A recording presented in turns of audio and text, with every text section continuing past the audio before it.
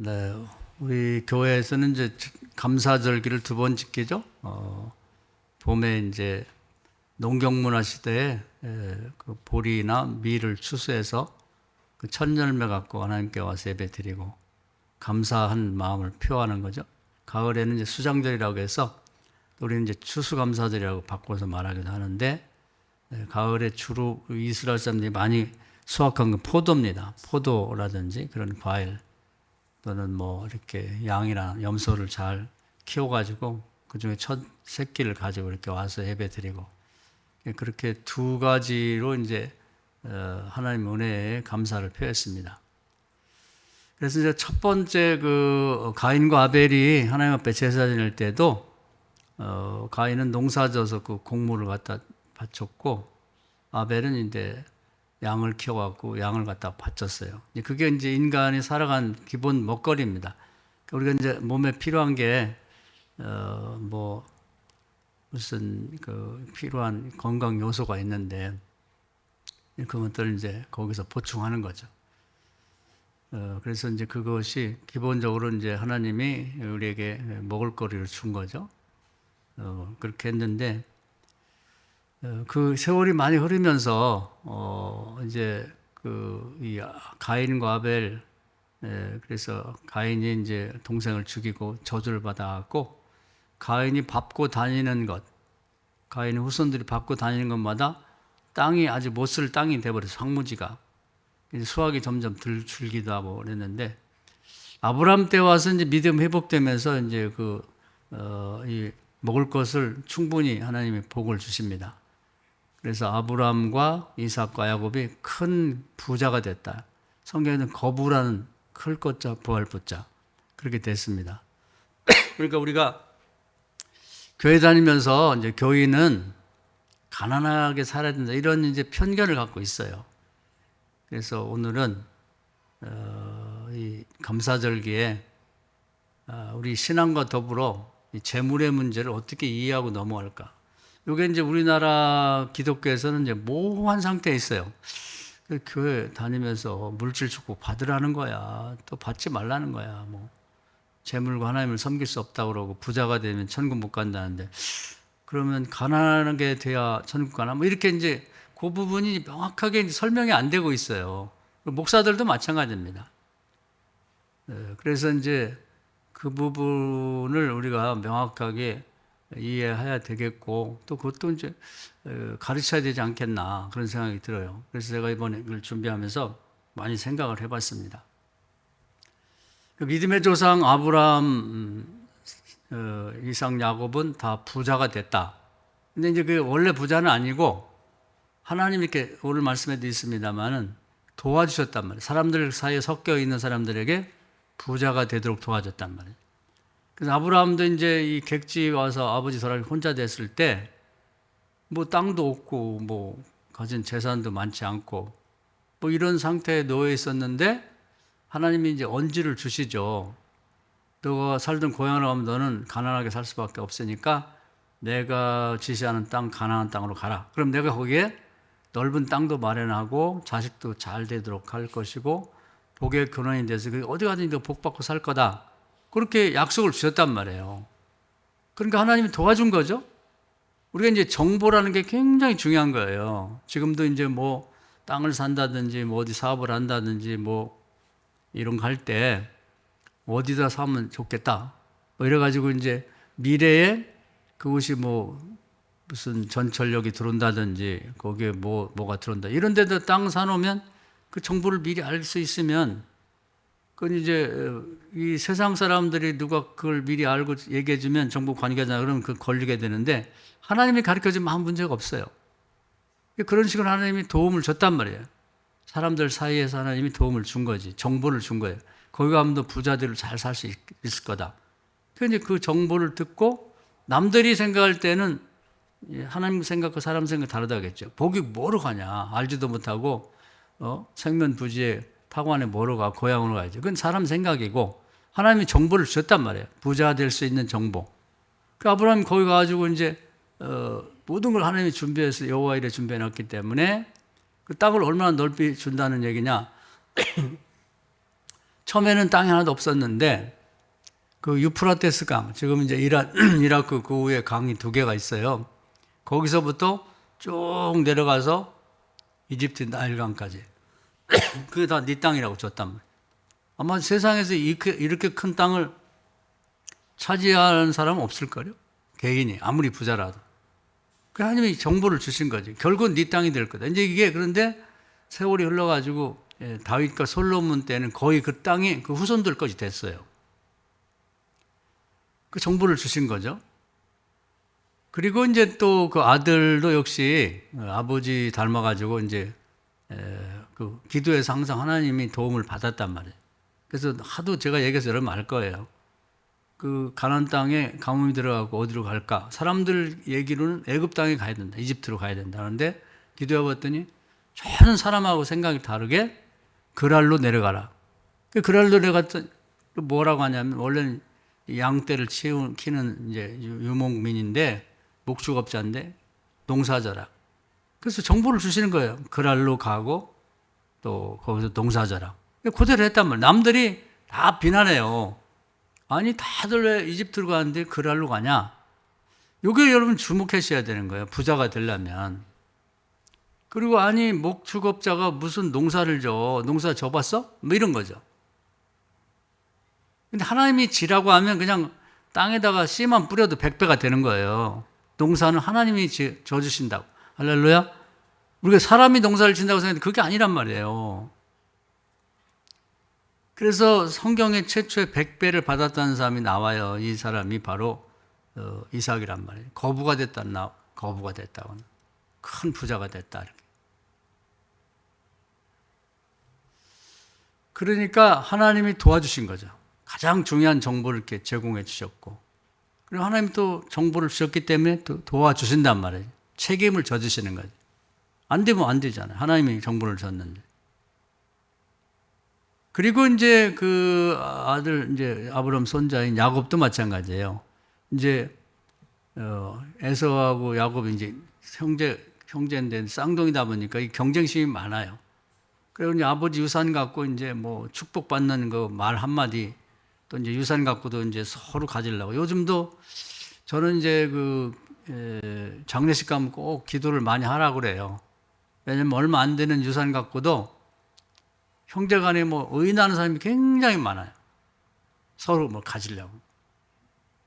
제 재산도 아니고 아버지가 엄마가 모은 건데 왜 그거 갖고 싸우지? 이해할 수 없죠. 그런데 이제 그런 경우가 많다고. 그래가지고 부잣돈 들어온 걸 갖고 막 도망치기도 하고 별일이 다 많거든요. 그러니까 이 쌍둥이 형제도 그런 질투심이 많았다고. 그런데 하나님이 아빠 엄마를 통해서 외삼촌네 집으로 가라. 라반. 외삼촌 라반은 아주 성격이 좋지 않은 사람으로 소문이 나 있어요. 근데 아무것도 안 갖고 간단 말이에요. 그러니까 사람들은 견해가, 야, 너 미쳤냐? 야, 아버지 재산 네 형이 다 차지하는 거는 볼 거야? 너 바보 아니야? 뭐 이렇게 얘기를 하지만 다 놓고 그냥 갔어요. 거기 가서 이제 큰 부자가 돼서 오죠. 자식 아들도 많이 낳고 12명 딸도 낳고 또 재산이 불어나서 왔단 말이에요. 그리고 나중에 아버지 재산이나 그 땅도 다 야곱 것이 되죠. 그래서 야곱한테 정보를 준 거지. 여호와 일에 준비한 건 외삼촌 집에 있다. 외삼촌 집에 안 가고 아버지 집에 있으면서 그 복 나한테 달라. 그건 안 되는 거지. 그런 건 없는 거예요. 그러니까 이제 그래서 하나님 마음의 소원을 주는 걸 잘 기도하면 드는 거. 연습을 해야 돼요. 평소부터 연습을. 그 제가 늘 말씀드렸죠. 그게 갑자기 되는 건 아니라고. 왜냐하면 긴가민가해서 알아듣지를 못해요. 하나님이 세미한 음성으로 말씀한다고. 뭐 소리를 벽력까지 지르는 게 아니라. 평소에도 항상 뭐 우리가 뭐 머리를 깎는다든지 뭘 사러 간다든지 뭐 약국에 간다든지 병원을 간다든지 항상 기도해 보라는 거예요. 기도해 봐서 하나님의 마음에 손을 주는 대로 따라가 보라고. 사람들이 정보를 주는 것도 다 좋긴 하죠. 이 병원 좋다, 저 병원 좋다, 다 좋다고 하는데 일단 기도를 해봐요. 병원이 5개를 소개받았으면 어디로 갈까요? 제 병을 잘 보고 진찰하고 그다음에 처방하고 치료할 만한 의사가 있는 병원으로 인도해 주세요. 그리고 기도를 해보란 말이에요. 꿈을 꾸든지 마음에 소원이 생기든지. 그리고 가보라고요. 그걸 자꾸 연습을 해야 돼. 안 그러고 금방 되는 게 어디 있어요. 말귀를 못 알아듣는다. 그래서 이사야 6장에 보면 어쩌면 너는 어리석냐. 오늘 새벽에 기도 참여한 분들은 그 얘기가 다시 이 사도행전 28장에 나와 있어요. 이사야 6장을 다시 인용한 거지.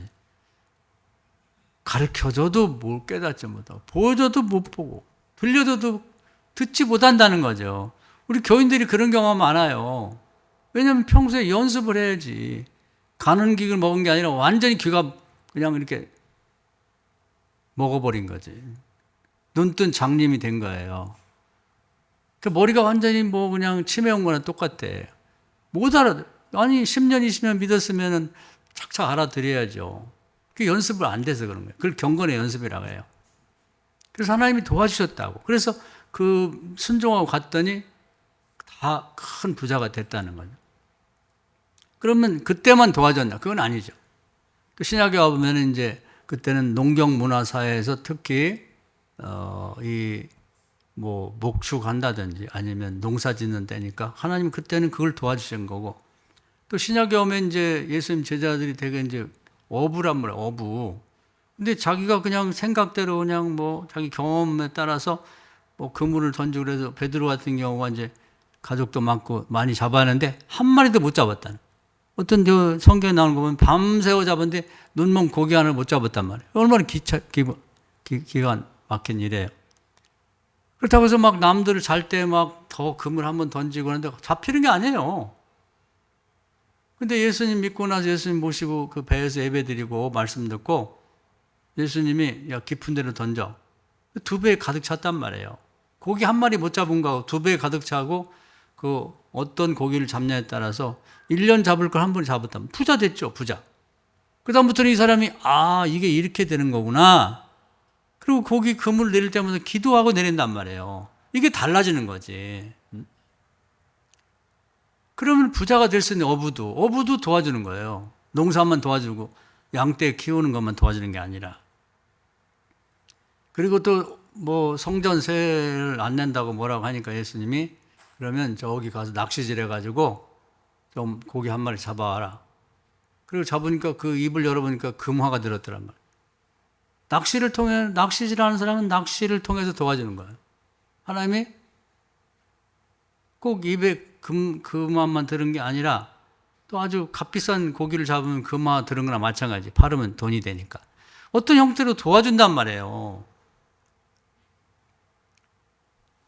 그래서 아브라함, 이삭, 야곱이 이제 큰 거부가 된 다음에 그럼 이제 문제는 이제 부자가 됐어요. 어떻게 쓸 것인가가. 그게 이제 문제야. 부자만 되면 그런 부자는 천국 가기 어려워요. 그럼 어떻게 써야 되냐가 이제 문제죠. 이걸 배워야 되는 거예요.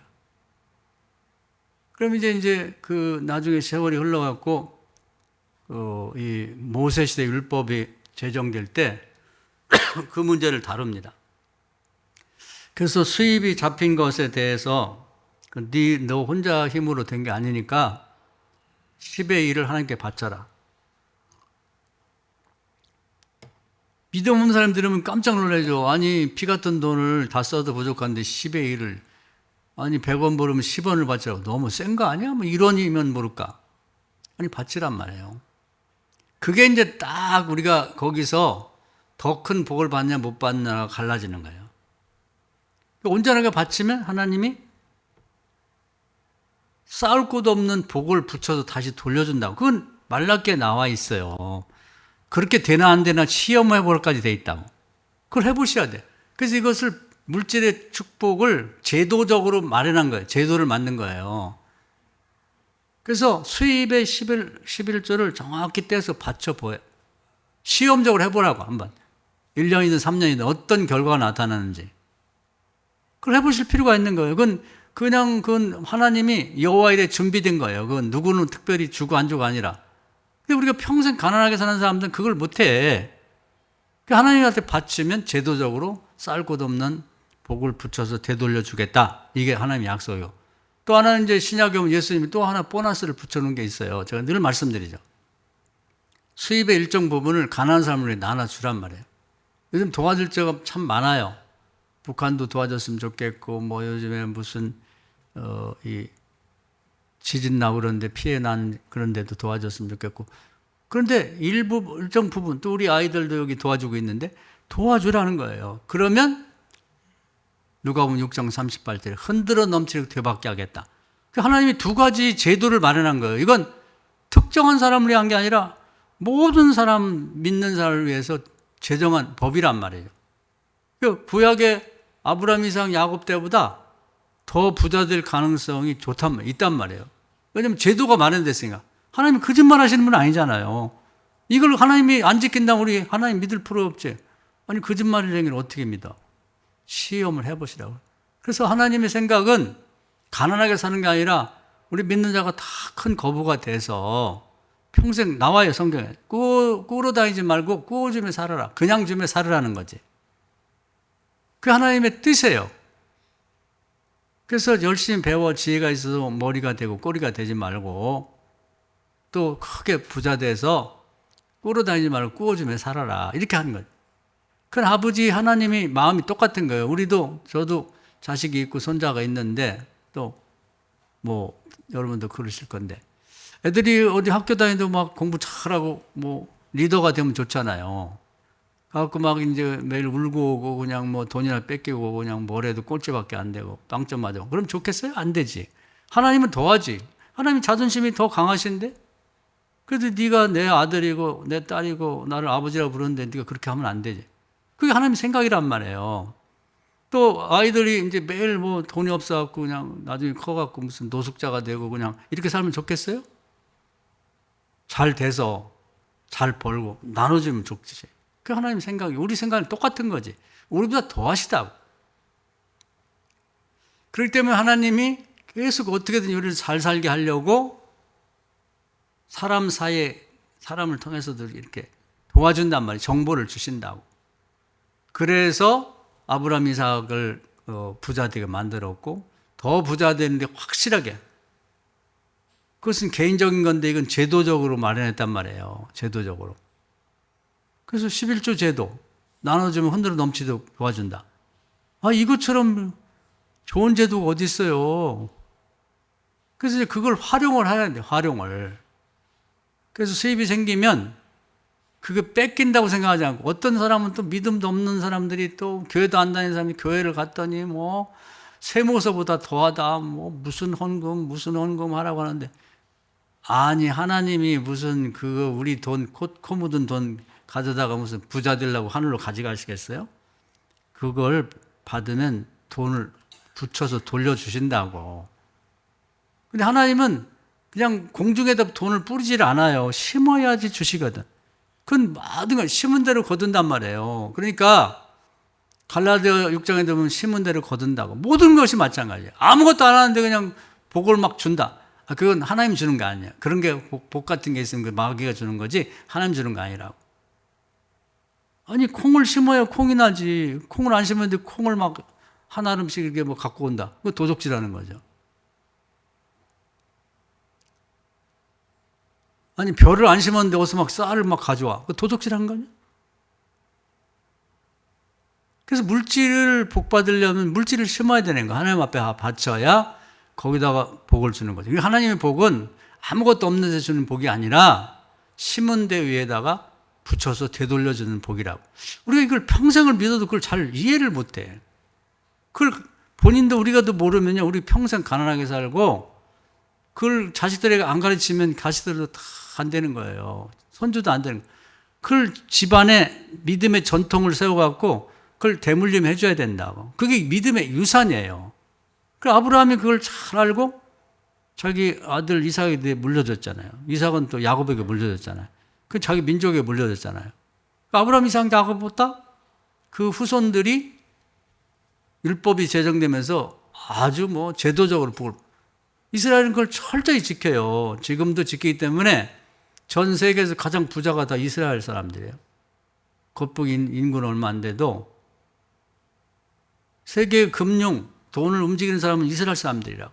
미국 사람들 껍데기밖에 없어요. 실제로 유대인들의 돈이 국회도 움직이고 뭐 정치가도 움직이고. 왜냐하면 그 대통령 되고 뭐 국회의원 되고 다 하는데 다 유대인들이 돈을 대주거든. 뭐 돈 없이 뭐 되나, 이 자본주의에서? 안 되지. 대통령 유대인 편을 들 수밖에 없는 거야. 그러니까 예를 들면 뭐 트럼프가 뭐 왜 이스라엘 편을 드냐는데 그 다 대통령 되는데 뒤에서 유대인들이 돈 대줬으니까 그런 거예요. 왜 국회에서 자꾸 그 이스라엘 편만 드냐? 그 국회의원 된 사람 대부분 유대인들이 돈 대줘서 된 거라고, 선거운동하고. 거긴 공식적으로 돈을 받을 수가 있어요. 그 돈이 어디서 나와? 뭐 유세 한번 하고 막 하려면 돈 어디서 나오냐? 유대인들이 다 대주는 거. 세계 금융시장 중에 가장 큰 게 이제 미국입니다. 근데 주식시장 이런데 75%가 이제 미국에서 다 이 금융시장을 쥐락펴락 하는데 그 중에 대부분이 이제 유대인 자금입니다. 실제 이 세상에 뭐 중국 이런 뭐 나라가 덩치가 크고 나라 뭐 땅이 넓다고 힘이 있는 게 아니라 유대인들이 더 힘이 많아요. 중국보다도 더. 유럽연합보다도 더 많다고. 그 사람들은 그걸 알아. 하나님이 주신 정보를 따라서 투자도 하고 뭣도 하고 그 다음에 11조를 드리고 나눠주면 그것이 하나님의 복을 준다는 걸 벌써 수천 년 전부터 배웠기 때문에 아직 몸에 배어 있다고. 그건 뭐 하라고 해서 하고 안 하라고 안 하는 게 아니야. 그래서 이 부분을 이제 우리가 좀 배워야 되겠다 하는 생각이 있는데 저도 뭐 배워보지를 못했어요. 그래서 지금 몬테가 얼마 안 남은 입장에서 보면은 야, 그건 좀 아쉽다. 특히 이제 우리나라는 이제 그 조선시대 500년 유교 문화예요. 유교 중심에. 그래서 선비 집안이 뭐 이런 집들은 입에 돈 얘기를 하면 안 돼요. 그래서 늘 하는 말이 야, 입에서 말이야. 선비들은 황금 보기를 돌처럼 봐야지. 그거 천박스럽게 뭐 돈 얘기하냐? 이렇게 말한단 말이에요. 그러니까 뭐 돈 얘기를 꺼내지를 못하는 거예요. 어릴 때 듣고 살았으니까. 또 목사가 되고 보면 또 우리 이 나라는 이제 그 역시 유교를 바탕으로 한 곳에 선비들이 이제 처음에 기독교를 받아들이면서 성경에 이제 아브라함, 이삭, 야곱 제가 말씀드린 그 부분을 싹 빼버리고 신약에 재물과 하나님을 같이 못 섬긴다. 부자는 천국도 못 간다. 예수님은 머리를 거 없다. 이런 것만 뽑아가지고 목사가 입에서 돈 얘기하면 완전히 그냥 뭐 그건 사꾼 돼버리고 정말 보잘것없는 사람처럼 취급을 당하니까 서로 얘기를 안 해요. 근데 교회도 재물이 필요하고 선교를 해보면 재물이 필요하거든요. 말씀과 재물이 같이 가야 선교가 되는 거지 맨 입으로 가고 선교가 되나요? 처음으로 빵을 나눠줘야지. 그래 가난한 사람들이 모이면 마음문이 열렸을 때 이제 복음을 전해야 되는 게 맨 입으로는 안 되는 거예요. 필요한데 그걸 못 하는 거지. 저는 그게 좀 심해요. 그래서 우리 뭐 교인들은 알겠지만 제가 목사가 되면서 우리 집사람한테 얘기를 했어요. 우리 집사람은 이제 장사하는 아버지 엄마니까 돈을 좀 알아요.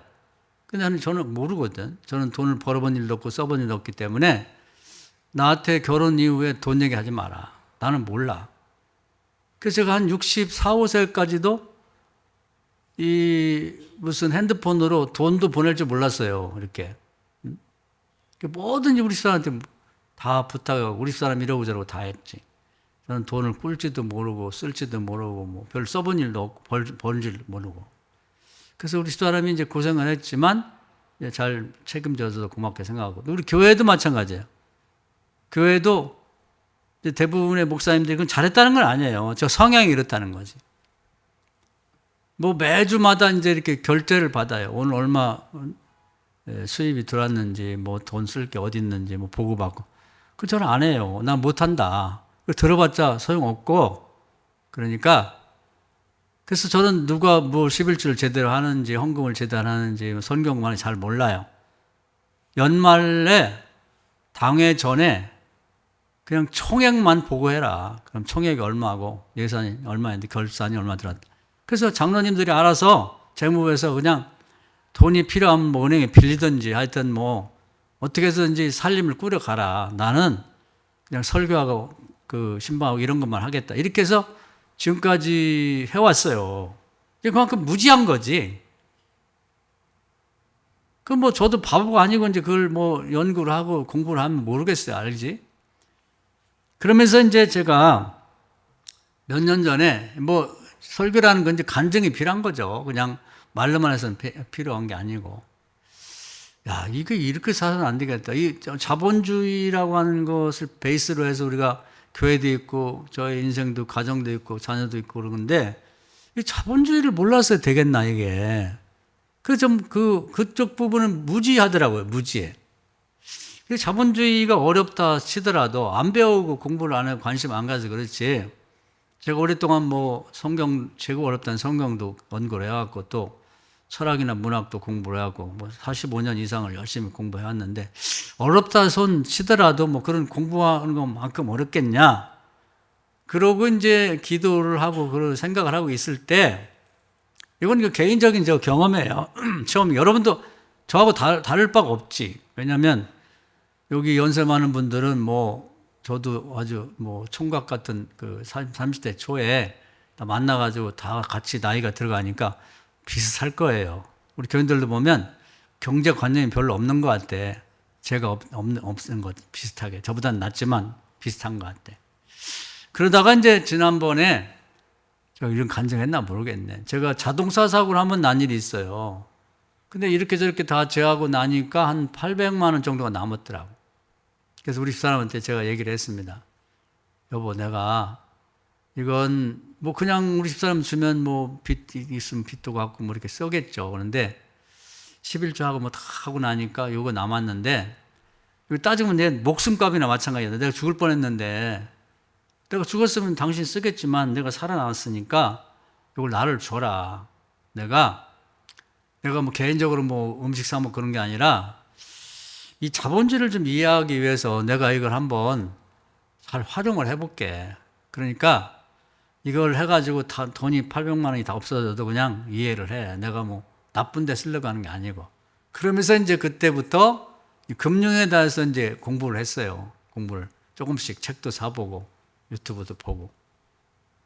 그러면서 이제 그 투자라는 걸 좀 해봤습니다. 투자를. 그래서 뭐 여러 가지 이제 보니까 별의별 게 다 있더라고. 그런데 이제 다른 건 모르겠고 하여튼 여기 보면 이제 주식도 있고 펀드도 있고 뭐 코인도 있는데 코인이라는 걸 제가 그때 좀 잘 이게 해가지고 그때 한 돈 1,000만 원 정도를 벌었어요. 1,000만 원. 굉장히 제가 태어나서 처음이죠, 처음. 그래서 이제 제가 그동안에 살아오면서 많은 이제 선물도 받고 신세를 졌는데 뭐 그걸 보답할 수가 없더라고. 말로만. 물론 목사니까 뭐 기도해주면 되죠. 뭐 그러는데 기도만 갖고 안 되는 게 있는 거예요. 뭐 선교할 때도 헌금을 해야죠. 그냥 목사니까 아유 나는 뭐 기도만 해줄게. 그럼 안 되지. 과거에는 이제 뭐 여러분도 그러겠습니다만은 제가 정한 헌금을 이제 선교할 때만 하려면 거의 1년을 모아야 돼. 1년을 뭐 매달 뭐 어떻게 조금 뭐 모으고 뭐 그 외에 이제 노령연금 나오면서 좀 낮았지만 그 전에는 우리가 이 선교를 한 거의 24년인가 했어요. 그러다 보니까 이제 그걸 모으는데 엄청 어려운 거예요. 누가 또 얘기할 수도 없고. 그래서 이제 그런데 이제 그 코인을 해가지고 돈이 생기니까 그때 이제 이렇게 쉽게 헌금도 하게 되고 또 공부하는 아이들한테 좀 조금이라도 좀 장학금도 주고 싶은데 목사 그런 게 있어야죠. 그 전에 보니까 그 목사님들 중에 좀 형편이 된 사람들은 뭐 신학생이 불러가지고 이렇게 학비도 주고 그 너무 부러워 보이더라고. 근데 그렇게 한 번도 못 해봤으니까 그런 것도 해보고 싶고 또 이제 우리 처제 하나는 이제 내가 거기 가보니까 이 TV가 반쪽이 죽었어, 시커멓게. 근데 그걸 보고 앉아 있어서 그 마음이 아프더라고. 근데 그 전에 그걸 사주고 싶은데 그게 없잖아요. 그래서 제가 그거 가지고 이제 버는 거 갖고 TV를 제일 좋은 걸 사줬더니 너무 좋아하는 거야. 그래서 좋고 이제 우리 집사람도 70세 됐는데 선물할 게 없어서 이 가스레인지가 뇌를 죽인대요, 뇌세포를. 제 자랑이 아니에요. 그냥 제가 하고 싶은 얘기를 하는 거예요, 그냥. 그래서 제가 그 인덕션이라는 걸 제일 좋은 걸 사줬어요. 처음으로, 결혼 이후에. 아무것도 내가 사준 일이 없어. 옷 한 벌 사준 일이 없거든. 그때 우리 사람 되게 좋아하더라고. 근데 이제 그러고 나서 제가 이렇게 보는데 뇌세포가 좀 살아나는지 덜 죽는지. 옛날엔 거의 밖에 나가면 다시 들어와요. 왜냐면 핸드폰 놓고 가서. 요즘은 잘 안 들어와. 그래서 저는 좀 우리 만화님들한테 인덕션을 좀 바꿔줬으면 좋겠다. 아직도 가스레인지 쓰는 사람들은. 그건 뭐 제 얘기가 아니고 뇌세포를 죽인다는 거예요. 그걸 사줘야 돼. 그리고 우리 형님네 불이 났는데 거기도 얼마 제가 이렇게 후원했고 또 우리 불 다 나가지고 없는데 우리 형수한테 제가 인덕션 똑같은 거 사줬어요. 너무 좋아하는 거지. 야, 그래서 목사도 뭐 기도해주고 말씀 전하는 것은 뭐 기본이지만 그 필요할 때 이렇게 좀 도우면 좋겠다는 생각을 했어요. 그 외에는 뭐 잘 안 돼서 그냥 그런 장들이 있는데 그러면서 그게 뿐 아니라 유대인들은 다 잘 산단 말이에요. 그래서 내가 잘 보니까 이런 게 있더라고. 어릴 때 우리 이제 돌잔치 같은 거 하면 이렇게 돌반지도 해주고 뭐 5만 원, 10만 원씩 주잖아요. 근데 앞으로 제가 이걸 해보고 싶어. 유대인들은 이렇게 인척들이 이제 개 모임 하듯이 돈을 모아서 줘요. 그때 돌 때 줄 때도 있고 성인식 할 때 줄 때도 있는데 돌 때 주는 게 좋대. 한 1,000만 원 정도를 모아서 주는 거지. 그러면 그게 품앗이나 마찬가지야. 우리 애 때 주면 그쪽 집 애 때 또 모아주면 되니까. 그러면 그게요. 그때 딱 이제 이 펀드나 이런 데 든든한 데 넣어놓으면 그때 깜짝 놀랐어요. 그 아이가 한 45세쯤 되면 27억이 되더라고요. 27억. 말도 안 될 정도의 돈이 되는 거예요. 왜냐면 밤에도 돈이 되는 거. 이자 붙으면 그 이자에서 이자 붙고 이자 붙고 2천만 원 얻으면 40억이 되더라고요. 40억. 유대인들은 다 하는 거예요. 그걸. 다 해. 그 이준이도 지금 이제 뭐 잘 크고 있는데 이준이를 위해서 아빠 엄마가 열심히 벌어가지고 1,000만 원을 넣어놓으면 제가 45세에는 27억이 있다고. 그리고 그것만 딱 끝나는 게 아니라 계속 이제 돈 생기면 무슨 뭐 생일 때 되면 또는 뭐 무슨 뭐 용돈 주고 또 세뱃돈 받고 그러면 그거 뭐 장난감은 5만 원, 10만 원이니까 살 거 없어요. 그냥 아이들 남 쓰던 거 갖다 하면 되고 계속 넣어주는 거예요. 계속 넣어주는. 그 복리라는 게 정말 무섭더라고. 복리의 마법이라 그래. 마법이라고. 제가 앞으로 해보고 싶은 게 뭐냐면 우리 목사들도 제가 아는 사람 많으니까 한 100명 정도를 좀 이 회원을 모집해서 그 목사들 중에 뭐 손자가 났다든지 그러면 10만 원씩은 거둘 수 있거든요. 뭐 돌 선물한다고 치고. 그럼 1,000만 원이 모아지면 그걸 그냥 이 펀드 같은 데에 한 40년 동안 못 찾도록 해가지고 넣어주는 거지. 그럼 우리가 나중에 지금부터 열심히 안 쓰고 안 먹어가지고, 안 먹고 해가지고, 아파트 사서 주려고 할 필요 없는 거예요. 그 돈이 불어서 그냥 아파트, 27억이면 되잖아요. 40억이면 됐지, 뭐. 우리가 그 정도 어떻게 물려줘요, 애들한테. 1,000만 원만 넣어놓으면 돼. 그냥 넣어놓고, 안 찾으면 돼, 안 찾으면. 유대인들이 이렇게 살고 이렇게 벌더라고. 근데 그렇게 가르쳐줘도 안 해. 안 한다고. 요즘에 보면 그걸 다 가르쳐줘요. 뭐 어린이를 위한 그런 이제 그것도 뭐 이렇게 공짜로 다 가르쳐준다고.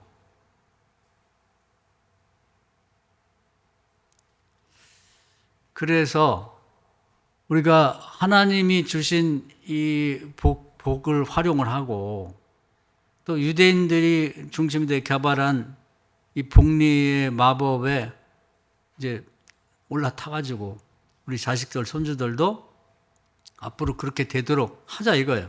근데 행함이 없으면 아무 소용이 없거든요. 제가 앞으로 한번 시도를 해봐야겠다. 우리 교인들도 글쎄 할 수 있으면 하면 좋은데 하여튼 뭐 50명이면 20만 원씩 그냥 뭐 그 없어지는 돈 아니니까 기부해가지고 명단을 딱 짜서 옛날에 그 개 하듯이 개라는 건 다 알죠?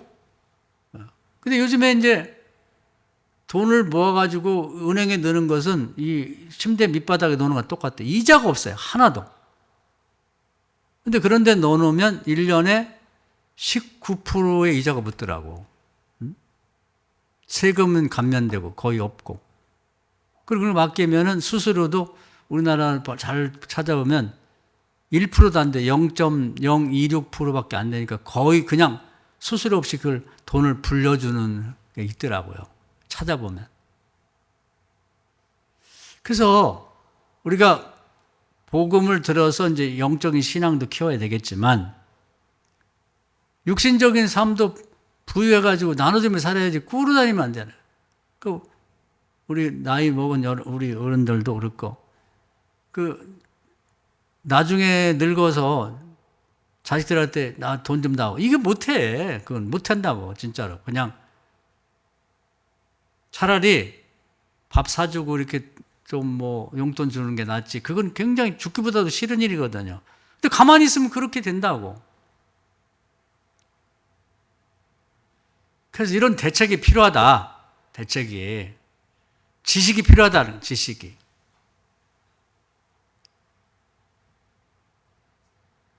그 너무 모른다는 거지. 그래서 이 성경에서 거부가 되고 하나님이 교인들을 꾸러다니 않고 꾸어주며 살 수 있는 제도를 다 마련했는데 활용을 안 해.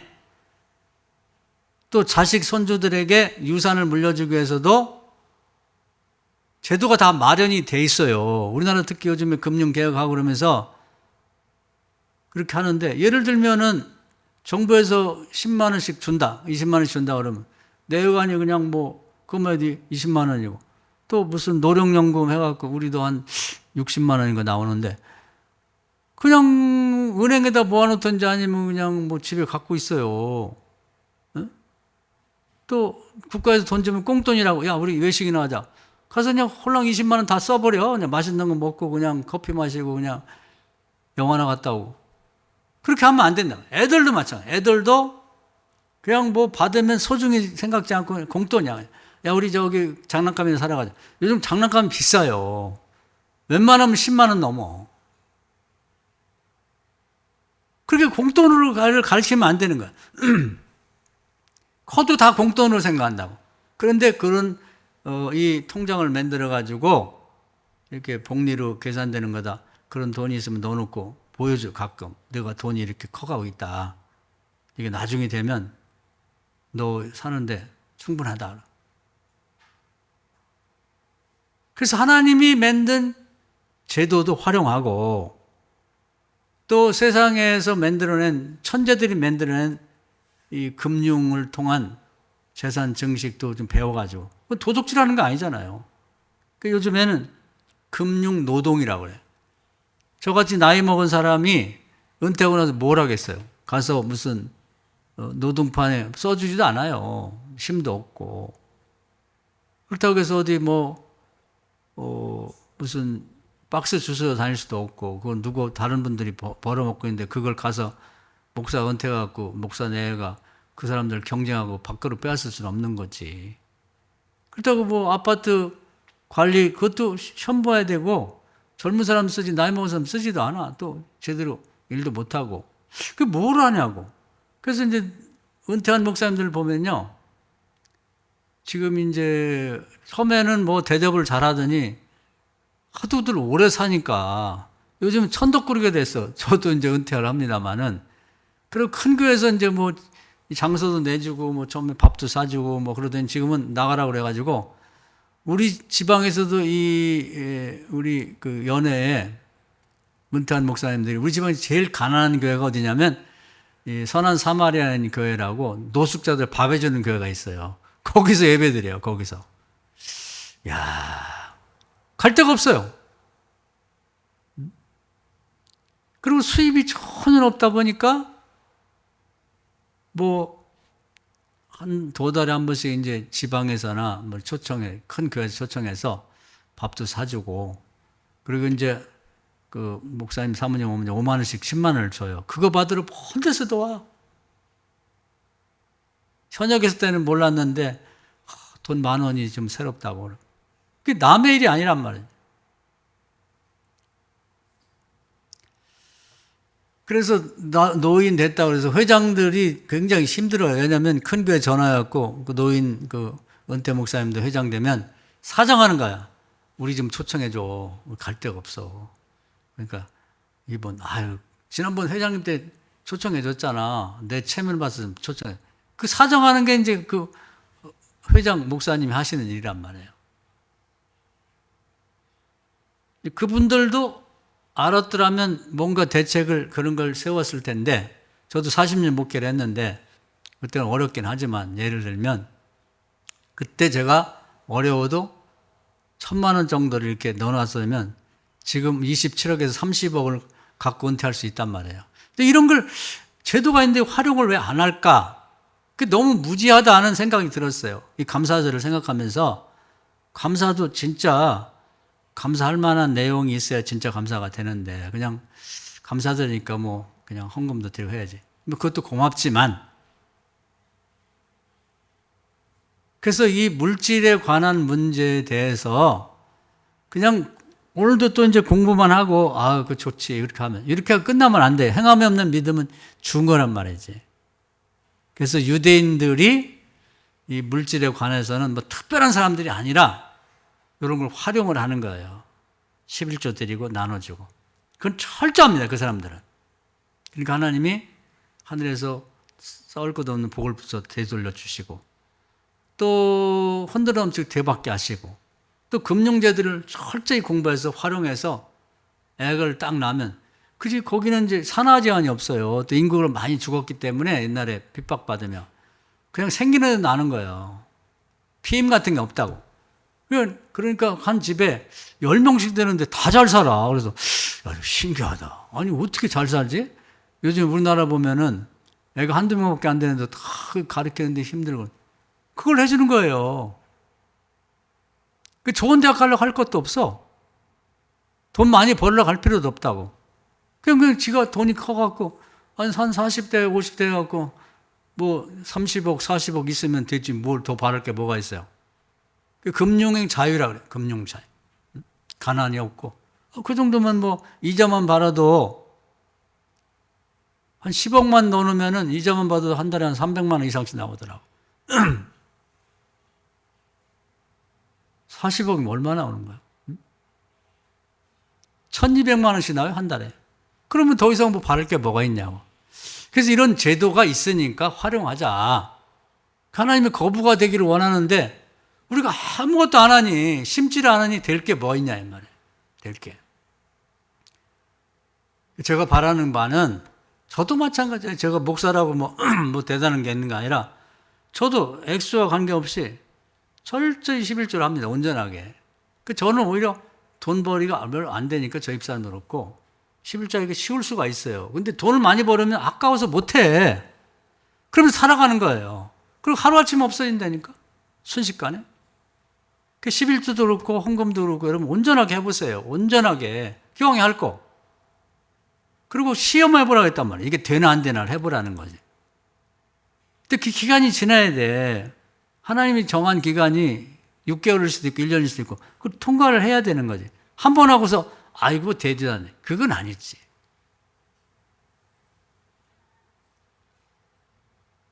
그래서 오늘은 감사절기를 맞아서 특히 물질과 관련해서 한번 말씀을 드렸어요. 원래 감사절은 물질을 하나님께 드리는 그런 절기니까 감사의 의미 백날 얘기하면 뭐합니까? 뭐 요즘도 그런 사람들이 있는데 저도 그 설교 많이 해봤어요. 뭐 히브리어로 감사라는 단어가 이런 뜻이고 그 속에는 뭐 이런 의미 그거 뭐 하자는 거예요. 그래서 어떻게 하자고? 실제 생활에 도움이 되는 내용을 공부해서 실천해 보셔야 돼요. 그래 우리 자식들 우리는 그냥 보통 그냥 먹고 사는 정도 살았지만 우리 자식들 손주대에 가서는 거부가 나올 거 아니에요. 거부. 응? 이재용 같은 사람이 나오고.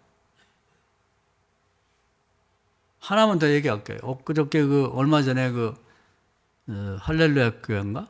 아니죠. 임마누엘 교회 김국도 목사라는 분이 세상 떴다고 그래요. 그 화장실에 넘어져 고관절이 부러져 갖고. 근데 그 집이 넷이 다 잘 됐어요. 아들들이. 하나는 광림교회 10만 명 넘는 교회 있죠. 금난교회 김홍도 목사님 또 거기 10만 명이 넘어요. 여기는 그보다 못하지만 거의 몇만 명 되는 교회거든.